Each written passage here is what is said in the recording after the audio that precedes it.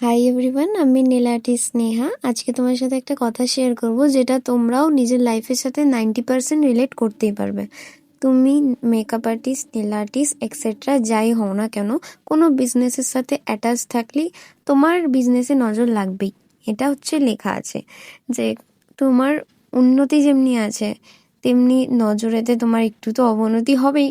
কিন্তু তাই বলে তুমি যেই কাজটা করছো সেটাকে কখনো ছোট ভাববে না, বা কখনো যদি লসে চলে কখনো গিভ আপ করবে না নিজেকে, যে আমি করতে পারবো না, আর আমার নজর লেগে গেছে, আমি আর এই কাজটা করতে পারবো না, এটা কখনোই করবে না।